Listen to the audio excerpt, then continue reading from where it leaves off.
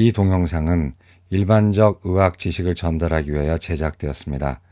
개인의 특수한 상황에 대한 대답은 될 수 없으며 개별적 상황에 대한 개인적인 상담은 하지 않습니다. 안녕하세요 여러분. 닥터 조은근의 알기 쉬운 당뇨 심장병 이야기입니다. 저는 연세조은근내과 대표원장 내과 전문의 조은근입니다. 오늘 날씨도 좀 쌀쌀하고 막 구름도 끼고 비도 오고 그랬는데 건강 잘 유의하고 계신지 모르겠습니다. 오늘 제가 말씀드릴 내용은 흔히 이제 고지혈증이라 해서 콜레스테롤에 대해서 주로 말씀을 드렸는데, 콜레스테롤만큼은 중요하지 않지만, 나름 또 다른 이유로 또 중요한 또 다른 콜레스테롤의 형제가 있어요. 이게 이제 중성지방이라고 잘못 부르는. 그렇지만 하도 중성지방으로 많이 불러서 그냥 오늘은 중성지방을 얘기할게요. 그런 트리글리세라이드라는 거에 대해서 좀 말씀을 드리려고 그래요. 제목은 중성지방은 왜 높으며 어떻게 낮추나요가 되겠고요. 이거는 이제 일반인도 다 들으셔도 되고, 의외로 콜레스테롤은 의사들도 많이 강의를 들어서 어느 정도는 아는데, 중성지방에 대해서는 잘 모르는 경우가 꽤 많고, 저한테 이제 치료받으러 온 환자분들 보게 되면은 중성지방을 치료한 분들이 있는데, 이제 여러 가지 의사에 따라서 굉장히 다른 치료를 받고 계시더라고요. 그래서 아마 중성지방에 대해서 좀 의사분들도 어느 정도의 그런 공통된 원칙은 좀 알고 계시는 게 좋을 것 같습니다. 그래서 오늘 이제 이 내용은 일반인용 더하기 의사 진입용이 되겠습니다. 의사분들 들으셔도 된다는 거고, 이제 이게 사실 깊이 들어가면 굉장히 어려워서 나중에 제가 이번에 이거 하면서 리뷰를 한 10개 정도 논문 해봤어요. 최근 나오는 건데 많이 트렌드는 바뀌고 있어서 요걸 한번 우리 의사분들하고 같이 함께 이렇게 공부하는 시간을 좀 가졌으면 좋겠다 싶어서 지금 따로 작업을 하고 있어서 나중에 의사용은 또 따로 만들게요. 근데 일단 이거 먼저 기초를 들으시고 하는 게 좋을 것 같습니다. 우리가 흔히 고지혈증이라고 얘기를 하잖아요. 뭐 콜레스테롤 높아서 오는 경우가 되게 많은데, 일반인들도 그렇고, 심지어 어떤 의사분들은 아직 모르는 경우가 있어요. 고지혈증이 도대체 뭘 갖고 얘기하는 건지. 어떤 분은 콜레스테롤 시컨 설명하는데, 고지혈증하고 콜레스테롤 높은 거가 달라요? 라고 이제 물어보는 분들도 있고 하는데, 그래서 이번 기회에 요거 한번 꼭 정의를 짚고 넘어가도록 하죠. 고지혈증이라는 거는 높을 고자에다가 지방 지자죠. 기름 지자에다가 혈은 피혈자잖아요. 그대로 얘기하게 되면 피 속에, 우리 근육 속에, 심장 속에, 뇌 속에가 아니라 혈액 속에 지방질이 많다란 뜻이에요. 그래서 이게 항상 헷갈리는 게, 사람들이 무슨 콜레스테롤 저하제를 쓰게 되면 온몸에 콜레스테롤이 말라서 안 좋다라고 하는 이상한 얘기를 하는 사람이 있는데, 그거는 고지혈증이라는 것. 그리고 문제가 되는 것이 혈액 안에 있는 것만 문제가 되고, 약들도, 그런 스타틴이나 이런 약들도 혈액 안에 있는 콜레스테롤만 제거한다는 걸 몰라서 하는 얘기예요. 지금 우리가 얘기하는 건 피 속에 있는 걸 얘기하는 겁니다. 왜냐하면 혈관 안에 문제를 일으키기 때문에 그렇죠. 그래서 우리가 고지혈증이라고 했을 때 혈액 속에 이제 문제가 되는 지방이 있잖아요. 혈액 안에는 인지질도 있고, 스핑고리피드라는 것도 있고, 무슨 세라마이드, 하여튼 그런 여러 가지 세라마이드는 좀 논의를 하고 있던 그런 것들이 많은데, 그 중에서 우리가 흔히 질병으로 생각하는, 그것이 많으면 문제가 되는 지방은 두 가지가 있어요. 그래서 흔히 우리가 얘기하는 콜레스테롤, 즉 많게 되면은 동맥경화가 일어나는 거죠. 그 다음에 오늘 얘기할 주인공인 트리글리세라이드, 또는 이제 그냥 제가 중성지방이라고 오늘 얘기할게요. 제가 중성지방으로 얘기하지 말자고 그렇게 이제 했음에도 불구하고 환자분들이나 일반의 이해가 워낙에 잘못된 용어인 중성지방으로 했기 때문에 그냥 중성지방으로 오늘은 부를게요. 중성지방이라는 것 자체는 물에 녹지 않은 지방을 얘기하는 거거든요. 중성세제 하듯이. 그러면 콜레스테롤도 사실 중성지방이거든요. 근데 이제 그렇게 해야 되는데, 일본 애들이 잘못 번역한 거 우리가 갖고 온 것 같아요. 그래서 오늘은 그냥 얘기를 할게요. 중성지방. 그래서 콜레스테롤이나 아니면 중성지방이 혈액 속에 많게 되면 그걸 고지혈증이라고 그래요. 혈중에 콜레스테롤만 높은 경우를 고콜레스테롤 혈증이라고 얘기를 하고, 혈중에 중성지방이 높은 경우를 고중성지방 혈증이라고 얘기를 해요. 그 다음에 이 두 개가 다 높은 경우를 복합성 고지혈증이라고 얘기를 하는 건데, 그래서 우리가 흔히 말하는 고지혈증은 상위 분류예요. 굉장히 많이 포괄하는 거죠. 콜레스테롤 높아도 고지혈증, 중성지방이 높아도 고지혈증, 두 개가 높아도 고지혈증이에요. 그래서 그냥 고지혈증이라고 얘기할 때는 대부분의 문제가 되고 치료하는 고지혈증은 콜레스테롤이 높은 고콜레스테롤 혈증이지만, 우리가 학문적으로는 고중성지방혈증도 이제 들어간다는 거죠. 그래서 제가 고지혈증 얘기할 때는 이 세 가지를 다 얘기한다는 걸 좀 알고 계셨으면 좋겠어요. 근데 이게 왜 문제냐? 고지혈증의 결과는 뻔하잖아요. 고지혈증이 왜 무섭습니까? 왜 우리가 콜레스테롤 레벨이 높으면 아이고 큰일 났다 이렇게 생각하고 이렇게 하죠? 당연히 이 혈관에 콜레스테롤이 많으면은 그 혈관 벽에 콜레스테롤이 들어가서 혈관 벽에서 콜레스테롤 플라크가 생기고 결국 혈관을 막기 때문에 뇌경색이라든가 심근경색이 생길 위험 때문에 우리가 놀라고 좀 경각심을 갖는 거잖아요. 그래서 고지혈증의 결과는 동맥경화증, 이게 여기 생기면 심장병, 여기 생기면 이제 뇌경색이죠. 대부분은 콜레스테롤이 높은 것이 훨씬 더 직접적인 영향을 줘요, 동맥경화증에. 그러나 중성지방이 높아도 콜레스테롤만큼 심하진 않지만 동맥경화증에 제한적인 영향을 줍니다. 이건 굉장히 어려운 얘기예요. 그래서 이거는 그냥 알고만 계세요. 콜레스테롤 높은 것이 갑이고, 그 다음에 중성지방이 높은 거가 어느 정도 높으면은 그것도 콜레스테롤만큼은 영향이 심각하진 않지만은 심장병이나 아니면 뇌경색을 일으키는데 어느 정도 일조할 수 있다라는 거가 이제 알려지고 있어요. 그래서 오늘은 여기서 콜레스테롤 맨날 얘기했으니까 이거 빼고요. 중성지방만 한번 얘기해 보도록 할게요. 오늘 제가 참조로 하는 그 아티클은, 논문은 마침 굉장히 좋은 논문이 나와서 2020년이죠. 금년. 제가 늘 인용하는 것 중에 하나인 유럽 심장학회 기관지인 유러피언 핫 저널이라는 데에 나온 건데 2020년 40일, 볼륨 41에 99에서 109페이지에 나온 논문이에요. 그래서 요거는 다행히 공짜예요. 그래서 이거 혹시 관심 있으신 분은 여기다 클릭해가지고 들어가시면 되는데, 한 가지 경고는요. 일반인은 들어가실 필요가 없어요. 못 읽어요. 좀 어려워요. 저한테는 어렵진 않지만 일반인은 어렵고 완전히 잘못 이해해가지고 엉뚱한 얘기를 할 수가 있으니까 차라리 보지 마시고요. 의사도 웬만하면은 나중에 제 설명 듣는 시간 따로 가지세요. 이거 좀 어렵고 또 그 행간 하나마다 굉장히 많은 연구가 녹아나 있기 때문에 잘못 읽으면 굉장히 오독해가지고 오해할 가능성이 큽니다. 하여튼 이런 게 있다는 것만 알고 계시고 나중에 혹시 프린트 해놨다가 제가 의사용 강의할 때 같이 들으셔도 될 것 같아요. 근데 제가 이제 논문의 근거를 이제 밝히는 거예요. 자, 그래서 보도록 하겠습니다.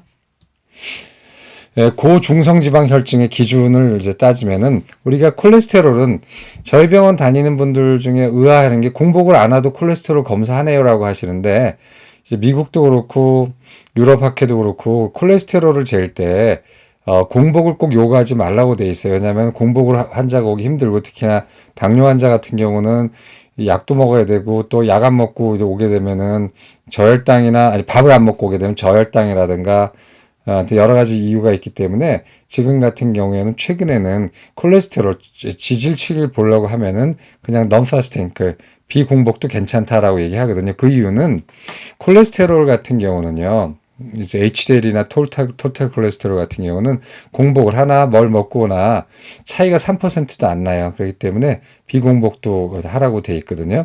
그런데 중성지방은 이게 우리가 흔히 말하는 이제 소프트 리피드라고 얘기를 하거든요. 제가 환자분들한테 얘기할 때는 이게 연한 리피드다. 이렇게 매일매일 달라요.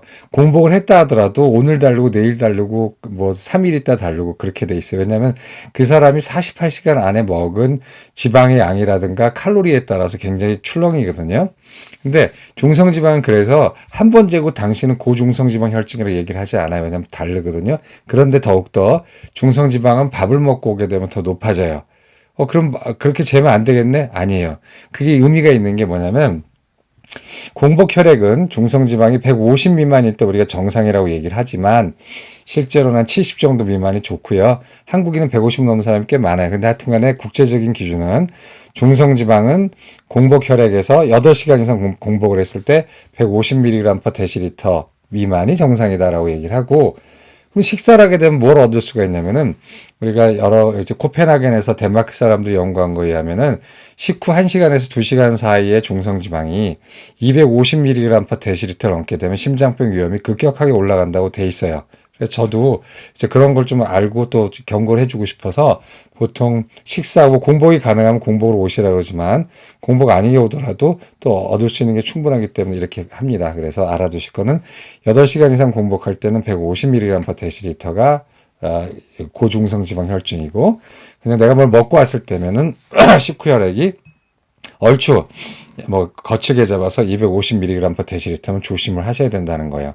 그러니까 이제 우리 병원 오시는 분 중에 공복이 400도 있고 뭐 600도 있고 250도 있잖아요. 다 이상 있는 거죠. 그런 분들은 다 사실은 고중성지방혈증이고, 또 넓은 분류로는 이제 고지혈증에 해당을 하는 거죠. 그래서 이런 거 좀 알아두시면 좋겠어요. 그래서 그럼 LDL은 어떻게 하느냐? LDL은 계산식이기 때문에 식사할 때하고 식사를 안 하고 공복으로 쟀을 때는 계산식 LDL은 차이가 날 수밖에 없어요. 근데 그거보다는 더 중요한 게 이제 아포지단배비라는 거기 때문에, 아포지단배비도 또 식사랑 전혀 상관이 없거든요. 이제 같이 보완해서 보는 거예요. 이제 전문가들이 볼 때는. 하여튼 150, 250 알아두시면 좋을 것 같아요.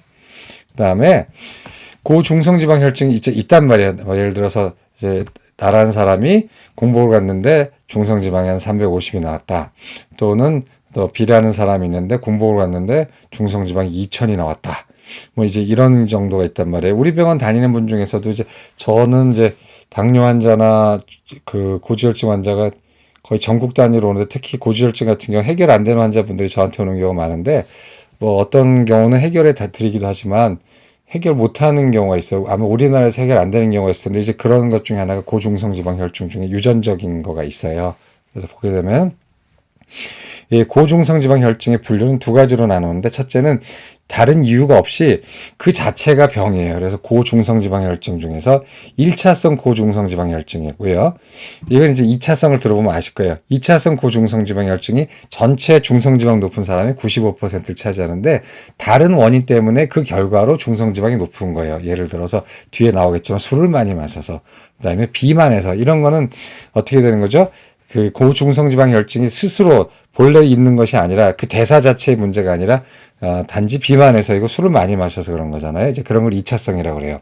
근데 1차성 고중성지방혈증도 있어요. 좀 매우 드물어요. 그러나 저처럼 고지혈증을 전문으로 보는 사람들은 대부분 다 오니까 그렇게 드물지 않게 보는 경우가 있어요. 이게 안타까운 게 유전적 소인에 의한 병이에요. 그래서 제가 대학에 있었을 때는 이제 유전자 분석이나 이런 거를 연구비로 하고, 그 다음에 또 이런 연구를 했는데, 나오니까 이제 그런 건 못하니까 이걸 밝혀드릴 수가 없는 거예요. 근데 대충 짐작은 가죠. 그래서 유전적 소인한 병이고, 다른 병이 없어요. 술도 안 마시고 비만도 안 하고 기름기 있는 음식도 안 먹고 다 잘 바른 생활 사나이 바른 생활 그런 여자분인데, 중성지방이 뭐 2000, 3000mg/dl까지 가는 사람들이 있거든요. 이제 이런 경우 아주 흔치는 않지만 유전적으로 중성지방 대사에 문제가 생기는 사람들이에요. 그래서 심각한 거를 이제 900mg/dl 이상 넘는 걸 심각하다 그러고, 경증에서 중간은 170에서 900mg/dl인데, 이걸 어떻게 판단하느냐? 여러분들은 판단 못해요.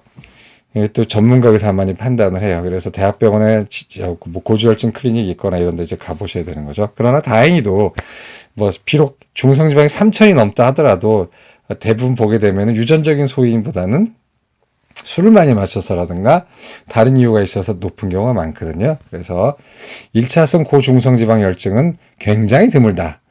그리고 이거는 뭐 여러분의 책임도 아니고, 그다음에 현존하는 약으로는 되지는 않아요. 그래서 이거는 논외로 치고, 이거 나중에 혹시 뭐 설명드릴 기회가 있으면 모르겠지만, 대부분의 우리가 보는 이제 중성지방이 높은 사람은 2차성이죠. 2차성은 매우 흔해요. 우리나라 같은 경우는 더 흔해요. 그다음에 여러 질병이 같이 포함되어 있는 경우가 많은 거죠. 예를 들어서요, 영국인이나 유럽 사람들은 중성지방의 분포가 평균이라고 얘기하지 않고 메디안이라고 하는데, 왜냐하면 중성지방이 정기 분포를 하지 않고 이렇게 스큐되어 있거든요. 이렇게 한쪽으로 기울게 분포되어 있는데, 한 90% 정도의 정상인의 분포가 75mg/dl 미만이에요. 외국인은. 근데 우리나라 사람은 참 재밌게도 종족적으로 아마 체코인하고 좀 비슷한 것 같은데, 서양인에 비해서 중성지방이 꽤 높아요. 그래서 한 100 넘는 사람이 대부분이죠. 나 70 되는 사람 거의 못 봤거든요. 하여튼 그런 식으로 우리나라 사람 워낙에도 중성지방이 좀 높은 민족이에요. 그런데 거기다가 이제 이런 일을 하게 되면 우리가 더 중성지방이 높아지는 거죠. 여러분 잘 들으세요. 검사했을 때 되게 중성지방 높게 나오는 사람들 남자가 많습니다. 배 나온 남자, 술 마시는 남자, 뭐 이런 사람들이 많은데, 2차성 고중성지방혈증의 흔한 원인, 그 중성지방이 높은데 그 자체 유전적인 원인이 아니라 다른 게 원인인데, 첫째가 뭐냐면요, 과식이에요. 과식. 근데 과식을 지방, 그 중에서도 포화지방, 그 다음에 탄수화물 중에서도 단순 탄수화물 있잖아요. 정제 탄수화물 같은 거를 과다 섭취하게 되면은 당연히 중성지방이 올라가요. 흔히 사람들이 얘기할 때 지방이니까, 중성지방이니까 자기가 지방지를 많이 먹어서 중성지방이 올라갔다라는 건 직관적으로 유출할 수 있는데, 예를 들어서 과일을 많이 먹거나 과당이죠, 과당 많이 먹으면 그러거든요. 과일 또는 설탕, 이런 그 국수, 이런 그 탄수화물을 밝힌다고 중성지방이 오르리라는 건 생각을 못해요. 왜냐, 이건 탄수화물이고 얘는 지방이니까 일반인 생각할 때는 어떤 경로로 이런 탄수화물이 들어가서 지방이 되는 건 상상을 못하죠. 그리고 이제 의사 중에서도 이쪽을 전공하지 않았거나 공부를 잘 안 하신 분들은 잘 모르겠지만 이번 기회에 알아두실 게 과일 같은 거, 과당 같은 거, 그 다음에 정제 탄수화물을 많이 먹어도 마찬가지로 포화지방을 많이 먹은 것만큼 이렇게 중성지방이 올라요. 그렇다면 같은 칼로리의 지방을 먹는 거, 포화지방, 같은 칼로리의 단순 탄수화물을 먹을 때 누가 더 중성지방을 올리느냐 하는 거는 아직도 계속 논쟁 중이에요. 그거는 재밌는 주제인데 나중에 혹시 가르쳐 드릴게요. 가르쳐 드릴 것도 궁금해하시지도 않겠네, 일반인들은. 하여튼 이건 의학적으로 중요한 주제입니다. 왜냐하면 환자한테 식사 지도할 때 굉장히 중요한 거거든요. 두 번째, 하여튼 그러거나 말거나 하여튼 간에 칼로리 오버칼로리하게 먹으면은 당연히 중성지방이 올라갈 수가 있어요. 왜냐하면 중성지방이라는 건 에너지의 폼이거든요. 콜레스테롤 에너지가 아닙니다. 우리가 오버칼로리를 먹어도 콜레스테롤은 올라가긴 하지만 많이 올라가진 않아요. 왜냐하면 오버칼로리를 먹어서 올라간다는 거는 칼로리를 갖다가 이제 저장하는 물질이 됐다는 거거든요. 중성지방은 칼로리예요. 그렇기 때문에 우리가 많이 먹게 되면 그거를 다 저장을 해놓는 거를 다 중성지방으로 저장하거든요. 그러니까 열량을 과다 섭취하는 것도 당연히 중성지방이 올라가는 일이고요. 제일 많은 거, 제일 우리가 임상에서 많이 부딪히는 경우는 음주입니다. 근데 음주를요, 한국 사람들, 우리나라 사람도 그렇죠. 외국인도 그렇지만, 자기한테 불리한 기억은요, 왜곡을 해요. 그게 이제 의도적이든 아니면 의도가 없든 간에. 그 이제 부인하고 같이 오는 경우가 많은데, 술을 얼마 정도 하세요? 좀 해요. 그럼 일주일에 몇 번 해서 한 두세 번 해요. 그럼 옆에서 부인이 무슨 두세 번이야? 당신 일요일 빼놓고 다 마시지. 그럼, 그런가? 이렇게. 그러니까 그만큼 본인이 술 마시는 거에 대해서 억압하는 거죠. 자기 인지 부조화가 있는 거죠. 사실 매일 마시는데 반주로 맨날 마시는데 물어보면 자기는 술 안 마신대. 잘 안 마신대. 한 두 번 마신대. 이런 경우가 많아서 제가 의사를 하면 할수록 사람의 말을 믿질 않아요. 뭐 이게 그 사람이 무슨 속인다고 생각하는 건 아니지만 이게 아마 검사나 변호사하고 비슷한 건데 증인이나 증거 능력의 부정확성, 사람의 기억에 어떤 부정확함이 있잖아요. 태생적으로. 마찬가지로 저도 환자하고 이렇게 면담하면서 당이 올라간 이유가 뭘까, 왜 이번에 이렇게 조절이 안 됐을까 하고 물어볼 때는 전체적으로 뭉뚱그려서 뭐가 못한 거 있어요? 그러면 다 잘했다고 그러는데 하나하나씩 물어보면 다 못했어요. 근데 그게 그 사람이 과연 거짓말을 치려고 한 게 아니라 생각을 못하는 거예요. 그만큼 누가 옆에서 물어봐 준다는 거, 객관적인 사람이 있다는 게 되게 중요한 거거든요. 음주가 그래요. 그래서 이 중성지방 많이 올라가는 것 중에 음주가 굉장히 많은 영향을 줘요. 뭐 자기는 두세 번밖에 안 마신다는데 가만히 보면 반주로 마시고 뭐 해가지고 세보면은 뭐 일주일에 6번 이상 마시는 경우가 꽤 많아요. 음주가 가장 강력한 중성지방 올라가는 원인입니다. 꼭 알고 계십시오. 내가 안주도 안 챙겨 먹는데 상관없어요. 음주 자체가 중성지방을 올립니다. 안주를 먹든 말든 올립니다. 어떤 분들 나 깡술만 마시는데 내가 중성지방이 올라간다고 생각 안 한다고 그러는데 깡술이든 뭐든 올라가요. 그 다음에 비만, 그 다음에 흔히 말하는 대사증후군, 뭐 중성지방 높고 이런 대사증후군, 비만이 원인이 되는 거죠. 그 다음에 인슐린 저항성, 당뇨병. 이거는 비만, 대사증후군, 인슐린 저항성, 당뇨병을 한 가지로 뭉뚱그려 볼 수가 있죠. 그러니까 초기는 대사증후군, 인슐린 저항성, 그 다음에 그 끝은 당뇨병이죠. 그런 경우에 중성지방이 높은 사람이 많다는 얘기예요. 그 다음에 제가 검사할 때 항상 갑상선 기능 검사 같이 하거든요. 그 이유는 의외로 숨겨져 있는 갑상선 기능 저하가 많아요. 본인이 기능 저하를 너무나 오랫동안 천천히 알아가지고 그것이 정상인지 잘못 생각해가지고 자기는 피곤한지 모르는데 피검사를 보게 되면은 이렇게도 안 피곤하셨어요? 그러면 피곤했나요? 그런데 이제 갑상선 호르몬 치료하게 되면 본인이 옛날에 그렇게 피곤했던 거구나. 그게 비정상이었구나 알게 되는 경우가 있는데 꽤 흔해요. 제 데이터를 보게 되면은 본인이 갑상선 기능 저하증인지 모르는 사람 중에 고지혈증으로 온 사람 중에 한 5%, 10%는 갑상선 기능 저하증이 동반돼 있어요. 왜 그게 중요하냐면 그럴 때는 콜레스테롤이나 중성지방 올라갔다고 스타틴 쓰거나 그런 게 아니라 갑상선 기능부터 고쳐주면은 2차적으로 온 고지혈증은 없어지거든요. 그러니까 갑상선 기능 저하도 꽤 중요하고 혹시 여러분들 고지혈증으로 약을 드시고 있는 경우에 혹시나 본인들이 갑상선 기능에 대해서 검사를 해본 적이 한 번도 없다고 하고 생각되는 분들은 다음에 주치의 선생님 찾아가실 때 갑상선 기능 검사를 좀 해달라고 그러세요. 왜냐하면 의외로 갑상선 기능 저하가 꽤 있는 경우가 있습니다. 그 다음에 신장질환, 이제 단백뇨가 많이 나오는 경우가 그렇고요. 그 다음에 임신 3기, 임신 1기, 2기, 3기가 있잖아요. 3기 때 주로 중성지방이 정상적으로 올라가요. 임신이라는 거는 인슐린 저항성이 되는 과정을 임신이라고 다른 말로 표현할 수가 있는데 3기 때 심해요. 그래서 3기 때 이제 임신성 당뇨도 생길 수가 있고 더불어서 중성지방도 올라갈 수가 있어요. 근데 대부분은 애를 낳고 본인이 뱃살이 좀 빠지고 이제 산후기 거쳐서 이제 가면 좋아지는 경우가 꽤 많죠. 그다음에 이제 전신성 홍방성 난창이라는 병이 있죠. 여기 루푸스라고 해가지고 여기 이렇게 있는 거 이제 거기도 이제 중성지방 높은 게 같이 있고요. 그래서 사실은 이렇게 열가는 이유는 고중성지방 혈증의 대부분의 원인, 95% 원인이 바로 이런 것 때문에 있다는 거예요. 그 다음에 약물도 굉장히 중요해요. 여러 가지 이유로 여성 호르몬 먹는 환자분들 있잖아요. 중성지방 올라갑니다. 근데 여기다 붙이는 건 중성지방이 안 올라요. 패치는 괜찮은데 먹는 거는 간을 경유해서 영향을 주기 때문에 중성지방이 올라갈 수가 있어요. 그래서 여성 호르몬 먹는 여성 호르몬 요법하는 사람 중성지방 조심하셔야 되고 유방암 수술한 다음에 여성 호르몬 유도체 비슷한 게 이제 타목시펜이라는 거거든요. 그게 유방 조직에 대해선 여성 호르몬과 비슷한 액션에서 먼저 점유해서 유방 조직이 여성 호르몬의 작용을 받는 것을 방해하고 그러니까 보호해주고요. 다른 쪽에 놓고 여성 호르몬 같은 액션을 하는 거거든요. 그렇기 때문에 타목시펜을 먹게 되면은 유방암 치료하는 경우에는 고지혈증이 생깁니다. 다 생기는 건 아니고 생길 수가 있고요. 그 다음에 지금은 잘 쓰지 않고 조금 쓰지만 옛날에는 뾰족한 혈압약이 없었을 때는 사야자이드 계통의 이뇨제를 많이 썼거든요. 이뇨제 먹게 되면 요산도 올라가고 중성지방도 올라갔고요. 지금도 역시 잘 안 쓰지만 옛날에 쓰던 베타 차단제 같은 것도 중성지방이 올라갈 수 있어요. 베타 차단제라는 게 혈압약 계통이거든요.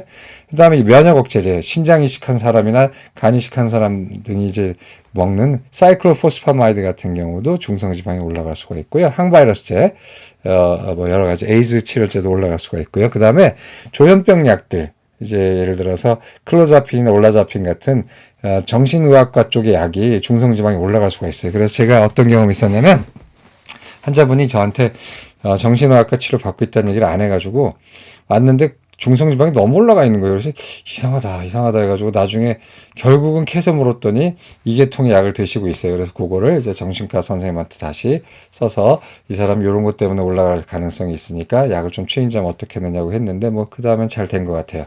그래서 이렇게 2차성 고중성지방 혈증이 흔한 질환이 이거예요. 이거 지금 혹시 보시는 의사분들 이거 족보입니다. 이거 꼭 알고 계시고 중성지방 높을 때 대놓고 약 쓰지 마시고 이거 뭐 있나 한번 체크해 보셔야 돼요. 근데 제 경험상 대부분은요 음주가 그렇게 많아요. 음주가.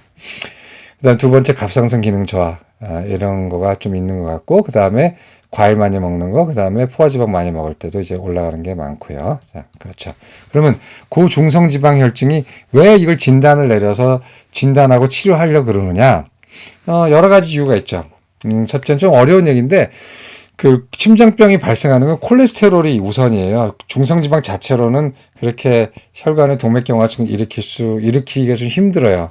근데 일종의 표지자인데 이건 어려운 얘기니까 넘어가시고 두 번째 아주 중성지방이 높게 되면 췌장염이 많이 생깁니다. 이게 끈적끈적한 게 알아듣기 쉽게 편하다. 끈적끈적하게 생기는 게 아니고 그냥 일반적으로 비유적으로 표현하면은 얘가 췌장 안에 있는 모세혈관을 싹 지나게 되면은 췌장에 있는 지방을 녹이는 그 지방 분해 효소가 얘 때문에 확 하고 그냥 활성화되면서 지를 다 파괴해버려요. 그래서 지가 자기를 자살하는 거죠. 그래서 췌장염이 좀 위험이 있고 술 같이 마시면서 중성지방 높은 사람들은 췌장염의 위험성이 있어요. 근데 그렇게 심하진 않은데 1000 정도, 여기 900이라 썼지만 중성지방 농도가 1000mg/dL 넘는 사람들은 한 그런 사람 100명당 3명 정도 생기는 걸로 되어 있는데 실제로는 그렇게 많지 않은 것 같아요.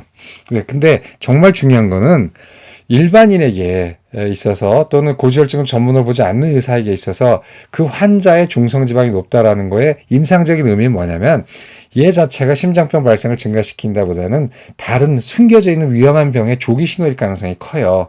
예를 들어서 멀쩡해서 왔는데 중성지방만 높아요. 그리고 이 사람이 미래에 뭐가 돼 있느냐? 당뇨병이 돼 있을 가능성이 커요.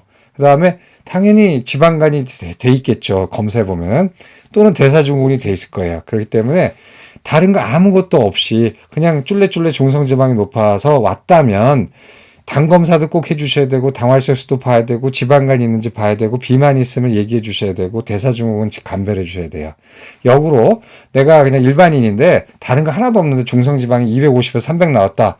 그럼 뭐 그냥 조심하란다 하면 조심하란다 이렇게 하지 마시고 이거는 당뇨병에 제일 먼저 나타나는 신호이고 제일 먼저는 아닐 수도 있지만 지방간이 같이 있었다라는 신호이고 대사증후군이 있을 수 있다는 신호이고 그리고 또는 갑상선 기능 저하가 있다는 신호이니까 이거 그냥 흘려듣지 마세요. 나중에 3년 있다가 당뇨 된 다음에 후회하는 경우가 꽤 많거든요. 그러니까 지금 본인이 당뇨가 아니더라도 지방간이 있다는 얘기를 듣거나 아니면은 뱃살이 나왔다는 얘기를 듣거나 중성지방이 높다는 얘기를 듣거나 이상지혈증이 있다는 얘기를 듣게 되면 여러분도 꼭 가서 당 검사 해보시고 다른 고지혈증 검사 해보시고 갑상선 기능 해보시고 그 다음에 당활세수 같은 것도 해보시는 게 되게 중요해요. 그거는 가끔은요, 제가 유튜브 하는 거 보고 빨리 지방에서 오시는 분이 있는데 너무 단순한 걸 갖고 오시거든요. 근데 제가 더 민망해요. 이게 왜냐면 너무너무 기대를 갖고 오시는 경우인데 왜냐면 대부분의 그런 검사는 다 주변에서 해드릴 수가 있어요. 그러니까 제 말씀을 참조하되 이 주변에 있는 데에 쓸만한 데가 있으면 가시는 게 좋아요. 왜냐하면 자주 보고 또 자주 교육받고 하시는 게 좋거든요. 그러니까 마찬가지로 내가 고중성지방 혈증을 받았다. 안 된다. 그러면은 근처에 가가지고 얘기를 좀 들으시는 게 좋아요. 자, 그러면 하여튼 간에 그렇다고 치료 안 해야 된다는 건 아니죠. 얘 고중성 지방도 높으면 안 좋으니까 얘 또한 내리는 게 중요해요. 이 임상적 중요성은 제가 말씀드린 세 번째예요. 위험한 병의 조기 신호이긴 하지만 그렇다고 이건 신호이고 문제가 아니라는 나 고중성 지방 그냥 놔둘래 이럴 필요는 없다는 거죠. 중성 지방도 낮추는 게 좋죠. 그래서 식생활요법을 하는데 이게 콜레스테롤하고 중성 지방은 식생활요법이 달라요. 콜레스테롤은 칼로리가 아니기 때문에요. 운동하는 건 칼로리 소모하는 거잖아요. 운동을 해서 떨어지지 않아요. 콜레스테롤은 물론 떨어지죠. 한 3% 정도 떨어질 수 있어요. 왜냐하면 열량이 운동을 하게 되면 여러 가지 피드백을 통해서 콜레스테롤 생성이 좀 줄어들긴 하나 이게 결정적이진 않아요. 그렇기 때문에 콜레스테롤은 운동과 살 빼는 거하고는 별로 의미가 없고 물론 약간 있지만 주로 포화지방을 적게 먹거나 아니면 제가 늘 말씀드리는 커피 같은 걸 적게 먹는 거로 낮출 수가 있어요. 그러나 중성지방은 온전히 칼로리예요. 중성지방은 칼로리가 남는 잉여의 형태를 보관하는 몸의 방법이거든요. 이쪽이 배터리거든요. 배터리인데 그렇다면 우리가 중성지방을 낮추고 싶으면은 칼로리를 많이 쓰면 돼요. 또는 몸무게를 줄이면 되죠. 그 다음에 또 뭐 있었죠? 술을 안 마시면 돼요. 그래서 이런 식생활요법으로 대부분의 중성지방은 떨어집니다. 그래서 보면은 여기서도 1번이 술 마시지 말 것이에요. 실제로 뭐 정말 난 술 안 마시고 그러는데 알고 보니 술 마시는 사람도 있어. 그거 어떻게 하냐면 그분이 교통사고가 나가지고 정형외과에 2주간 입원했더니 중성지방이 다 떨어져 왔어요. 알고 보니까 술을 안 마셔서 그런 거예요. 그러니까 그게 하여튼 이상한 심리적 메커니즘에서 거짓말하는 거짓말 하게 되는 것 같아요. 그렇게 술을 매일매일 마셨던 사람이 술을 안 마신다고 그렇게 해놓고 알고 보니까 수술이나 무슨 사고 당해가지고 병원에 입원했더니만 주는 밥만 먹고 있고 술을 못 마시니까 중성지방이 뚝 떨어져서 왔거든요. 그러니까 혹시 여러분들 술 많이 마시고 중성지방 높으면 다른 거 무슨 뭐 크릴오일이니 오메가3니 이런 거 생각하지 마시고 술을 끊으세요. 왜 앞에 있는 전공법을 놔두고 이렇게 애둘러 가시려는지 모르겠어요. 그러니까 술이 제일 중요합니다. 얼마나 떨어지느냐? 중성지방이 높은 사람이 술을 끊으면 80%가 떨어져요. 그러니까 예를 들어서 내 중성지방이 400이었단 말이에요. 근데 술 끊어버렸어요. 그러면 80%니까 48에 32, 320이 떨어지니까 중성지방이 80mg이 되는 거죠. 이거 해볼 만한 거 아니에요? 그러니까 술 끊으면 돼요. 그러니까 중성지방이 일단 높다 그러면 술부터 끊어보는 거고 술 안 마시는 사람도 있겠죠. 그건 또 다른 방법을 해야겠죠. 두 번째, 웨이트 로스. 체중을 줄이면 돼요. 체중을 줄이게 되면은 1kg을 줄이는 데 있어서 중성지방이 8mg 떨어져요. 예를 들어서 100kg 환자가 있어요. 제 환자가. 근데 중성지방이 300이에요. 근데 그 사람이 열심히 해가지고 10kg 뺐어요. 그럼 얼마 빠졌어요? 80mg 빠졌죠. 15kg 빼게 되면 어떻게 돼요? 하루 사실 120mg 빠지죠. 그래서 혈압하고 그 다음에 중성지방은 체중을 빠지게 하는 거에 아주 충분히 보답을 해요. 콜레스테롤은 그렇지가 않아요. 반응이 들쑥날쑥인데 중성지방하고 혈압은요. 체중 1kg 뺄 때마다 뭐 혈압이 0.3mmmercury 떨어지고 중성지방은 8mg/dL 떨어지니까 여러분들 난 술을 안 마시는데 비만하고 내가 중성지방이 높아. 다른 거 필요 없어요. 살을 빼세요. 그리고 의사분들도 환자가 비만하고 술을 마시는데 중성지방 높은데 대뜸 오마코라든가 아니 파이브레이트 꺼내지 마시고 물론 이제 꺼내야 될 때도 있겠지만 환자한테 설득하고 교육하셔가지고 술 끊고 그 다음에 몸무게 빼게 하면 이제 결과가 좋단 말이에요. 여기 제가 인용한 거 요거 아까 제가 말씀드린 논문에서 인용한 거거든요. 이거 보여주십시오. 이게 사람은 숫자로 설득을 해야 돼. 대충 좋아집니다라고 하면은 이게 감이 안 잡히는데 당신이 1kg 빼게 되면 8mg/dL 떨어지고 술을 끊게 되면은 지금 있는 거에 80%가 깎여 나갑니다라고 얘기하면은 그건 환자 입장에서 볼 때 남는 장사죠. 그렇게 하고 싶어 하죠.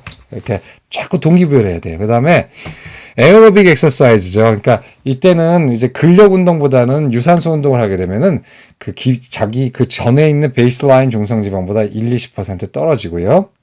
그 다음에 이건 확실한 건 아닌데 아직은 N3 퓨파, 확실하지, 그건. 오메가3죠, 오마코. 오메가3 같은 걸 먹게 되면은 10에서 15% 정도 이제 떨어지는 거로 돼 있어요. 그러니까 어떻게 전체상이 그려지시나요? 술은 적게 드시게 하고, 먹지 말거나, 살은 빼세요 하고, 정기적으로 운동하세요. 유산소 운동하시고, 식단은 고기라든가 붉은 고기의 포화지방 위주의 식단보다는, 그 다음에 정제 탄수화물보다는 섬유질이 많은 덜 가공한 탄수화물과 생선 위주의 단백질을 섭취하세요라고 얘기하면은 대부분의 중성지방은 떨어질 수밖에 없어요. 이렇게도 안 되면 이제 약을 써야 되는데, 약은 스타틴, 에자티미집, 토린자, 뭐 이런 여러 가지인데, 이건 이제 의사분들은 나중에 다시 설명해 드릴게요. 그래서 이게 되게 중요한 메시지인데 스타틴을 쓰고 있는 환자에게 중성지방을 더 떨어뜨린다고 해서 심장병 예방에 추가적인 이득은 없다. 이제 이렇게 얘기가 되고 있어요. 공식적인 얘기로는. 근데 최근에 연구된 Reduce It이라는 오메가3 패티시드 중에 EPA를 4g을 갖다가 환자한테 쭉 갖다 투여했던 연구에서는 스타틴을 쓰고 있을 때 이거 투여하면은 심장병이 줄어든다라고 돼 있지만 여기서 이제 위약군으로 쓴 게 미네랄 오일을 썼어요. 근데 미네랄 오일은 오히려 그러니까 염증을 증가시킬 수 있기 때문에 이게 위약이 더 나빠가지고 진짜 약을 쓴 것이 좋은 결과가 나오지 않은가 하는 이런 의심도 있고 하기 때문에 아직 결정적인 건 없습니다. 그래서 약물 치료는 환자분들께서는 어려워요. 생각하실 필요 없고 나중에 의사분들은 제가 약물 치료에 대해서 여태까지의 논란과 가장 최신의 가이드라인에 대해서 자주 말씀을 드릴게요. 넘어가도록 하겠습니다. 그 다음에 결론은 고중성지방 혈증은 대부분의 고중성지방 혈증은 생활습관 변화로 좋아져요. 아까 말씀드린 대로 술 끊고 운동하고 몸무게 줄이고 하면 됩니다. 그래서 술을 끊거나 체중을 줄이면 대부분 좋아진다. 그럼에도 불구하고 중성지방이 계속 높으면은 요거는 이제 의사 선생님용입니다. 이건 나중에 얘기하죠. 심장병이나 LDL 콜레스테롤 하여튼 그런 거고 아주 예외적인 고중성지방 혈증 유전적 소인이기 때문에 대학병원으로 이제 의뢰하시는 게 좋아요. 뭐 3천, 4천 뭐 이런 경우가 있거든요. TG가. 근데 술 많이 마신다고 술도 줄이게 하고 약도 쓰고 몸무게도 빼고 하는데 환자와 의사가 사력을 다해서 했는데도 불구하고 중성지방이 1000, 2000 되는 경우가 있어요. 그럴 때 당뇨 환자라면 인슐린을 써서 떨어뜨려 버리고 뭐 여러 가지 했는데 유전적 검사하고 그 효소 검사를 해야 되는데 이게 뭐 사실 우리나라에서 잘 되지가 않아 좀 깝깝해요. 그래서 개인적으로 좀 문제가 우리가 페밀리알 가족성 고지혈증에 가족성 콜레스테롤 혈증은 약도 좋은 것도 나오기 시작하고 학회하고 국가가 관심을 가지고 이제 환자분들 레지스터리라 해가지고 환자 등록 사업도 좀 이제 학회에서 하는데 고중성지방 혈증을 일으키는 유전적 소인은 도대체 몇 퍼센트가 전체 인구에 있는지 얼마나 되는지 전혀 아직 몰라요. 깜깜이에요. 그래서 좀 아쉽긴 합니다. 나중에 점점 좀 많이 밝혀지겠죠. 그렇다면 지금 이 현 시점에서 그걸 진단받은 당신은 고중성지방 혈증이라고 진단받은 사람은 어떻게 됩니까? 아까 말씀드린 거 다시 반복할게요. 이거 마지막 슬라이드입니다. 체중 감량하셔야 돼요. 과식을 안 해야 돼요. 그래서 과식하는 거 피해서 체중 감량하고 당연히 술 줄이셔야 되고 운동하셔야 되고 에어로빅 엑서사이즈죠. 유산소 운동, 포화지방 단순 탄수화물 피하기. 그다음에 이제 중요한 메시지. 혹시나 이게 당뇨병, 대사증후군, 갑상선기능 저하증, 지방간 등의 질환과 함께 오는 신호인가를 꼭 알아야 돼요. 그래서 이걸 꼭 검사해 보셔야 돼요. 그래서 그런 게 있다면 더 열심히 생활요법 하셔서 당뇨병이 안 오게 하고, 그 다음에 대사증후군이 안 오게 하고 이제 하셔야 되는 거죠. 그 다음에 약물 때문에 그럴 수도 있거든요. 그래서 만약에 본인이 약물이 있다면은 병원에 가셔서 주치의랑 약물력에 대해서 좀 상의하시는 게 좋을 것 같아요. 그래서 오늘 여기까지 고중성지방에 대해서 말씀을 드렸어요. 그래서 도움이 되실는지 모르겠네요. 왜냐하면 고중성지방 혈증이 의외로 많은데 의사나 환자는 심각성은 제대로 모르고 있고, 또는 너무 심각성을 알아서 너무 또 약이 필요 없는데도 불구하고 약을 쓰는 경우도 있고, 그 다음에 약 쓰는 것까진 괜찮은데 환자는 노력을 하나도 안 해가지고 비만도 놔두고 술도 놔두고 운동도 안 하는 거 놔두면서 약만 먹고 있으면 전혀라기보다 효과가 거의 없거든요. 그래서 그런 걸 좀 아니라는 걸 말씀드리고 싶어서 오늘 요거를 한번 해봤습니다. 좀 어려울 수도 있는데 나중에 차분차분 여러 개 또 후속편으로 좀 해볼 테니까 또 좀 공부해 보시는 게 좋겠습니다. 감사합니다.